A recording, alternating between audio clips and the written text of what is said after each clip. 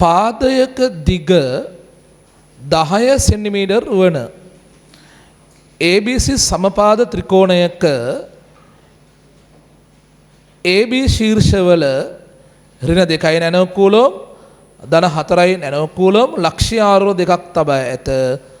C ලක්ෂයේ විද්‍යුත් විභවය සොයන්න. ඍණ 2යි ධන 4යි ඉන්නේ නේද පුතේ? මේ ABC සමපාද ත්‍රිකෝණයක්ලු. හරි? ABC සමපාද ත්‍රිකෝණයක්. ABC. මෙන්න මේ AB ශීර්ෂ දෙකේ ඉන්නවා කියලා කියනවා ආරෝපණවල් දෙකක්. ඍණ 2යි නැනෝ කූලෝම් සහ ධන 4යි නැනෝ කූලෝම්. ඍණ 2යි නැනෝ කූලෝම් සහ ධන 4යි නැනෝ කූලෝම්. ලක්ෂ්‍ය ආරෝපණ දෙකක්. හරි? දුර පාදයක දිග සෙන්ටිමීටර් 10යි. මීටර නම් 0.1යි. 0.1යි. සමපාද ත්‍රිකෝණයක්. හරි? ඕකේ?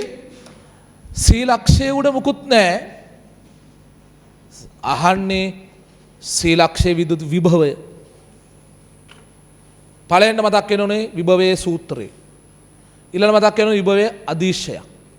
ලකුණ දාන්න ඕනේ සූත්‍ර ධනරි ලකුණ දාන්න ඕනේ. ආරෝපණ කීපයකින් යම් ලක්ෂයක විභවය හොයද්දී නිකන් එකතු කරගෙන යන්න තියෙන්නේ. දෛශිකයක් නෙවෙයිනේ. හරි? එහෙනම් මේ ලක්ෂ්‍ය මුළු විභවය කීයද කියලා අහුවම මුළු විභවය හොයන්න යද්දී සූත්‍රෙ මුලින් ලියා ගන්නවා 1 යට 4යි පයි එප්සයිලන් නෝට් q අකුර යට සිමල r අකුර කියලා. දැන් මොකද කරන්න ඕනේ? මේ ආරෝපණයටත් ඒ සූත්‍රය ලියනවා. මේ ආරෝපණයත් ඒ සූත්‍රය ලියනවා. පස්සේ දෙක එකතු කරනවා. අපි ඉතින් එකපාර කරගෙන යමු. C ලක්ෂයේ මුළු විභවය ලියනකොට එන්නේ 9යි 10 9 එළියට එනවනේ කොහොමද? 9යි 10 9 කොහොමද එළියට එන්නේ? පළවෙනි ආරෝපණය ඍණ 2. ඍණ 2 නැනෝ කූලෝම්නේ. එයාගේ මෙතන දුර 0.1 මීටර නම් 0.1 එකතු කිරීම. දෙවෙනි ආරෝපණය ධන 4 බෙදීම එයාගේ මෙතන දුර ගත්තත් ඒත් 0.1. හරි? දැන් මේ නැනෝ කූලෝම් කූලෝම් කරන්න ඕනේ හින්දා ඍණ 10 9 ගුණ කරන්න ඕනේ. මේක නම් එකපාරම මීටර කරලාම තමයි දාලා තියෙන්නේ. හරි? දැන් ඉතින් ඕක සුළු කරලා දාන 10 ධන 9ට ඍණ 9 සුළු කරලා දැම්ම කරගෙන යන්න. හරි. අද ගන්න පුතේ. ප්‍රශ්න අංක 45.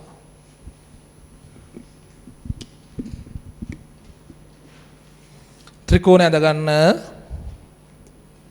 හරි? ප්‍රශ්න අංක 45 ත්‍රිකෝණයක් අද ගන්න ABC. ඔය ලඳවල් වගේ නැතුව පණ ඇතුව කරනවා ඉක්මනට. ත්‍රිකෝණ ABC කියලා ගත්ත පුතේ. A ලක්ෂයේ ඉන්නවා ඍණ 2 නැනෝ කූලෝම්. ඍණ 2 නැනෝ කූලෝම්.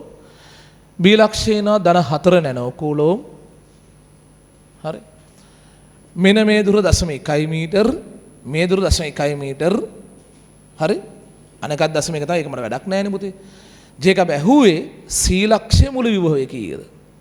හරි. C ලක්ෂයේ මුළු විභවය කීයද? මුළු විභවයේ සූත්‍ර ලියා ගන්න. V සමානයි 1 යට 4යි පයි එප්සයිලන් නෝට් q අකුර යට r අකුර. q ආරෝපණයක් r දුරකදී ඇති කර විභවයේ සූත්‍රය.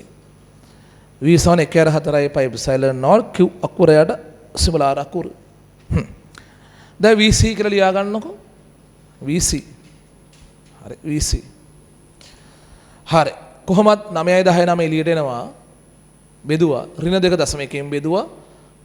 එකතු කළා ධන 4.1කින් බෙදුවා. හරි. හරි. කරන්. ඍණ 2.1කින් බෙදුවා මෙතන ඍණ 20ක් ඒවි.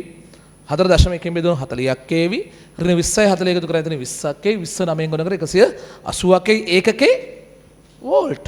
විද්‍යුත් විභවයක් එව්වේ. වෝල්ට් වලින් එන්නේ. හරි. වෝල්ට් වලින් එන්නේ. වෝල්ට් 180 කියලායි උත්තරේ. වෝල්ට් 180.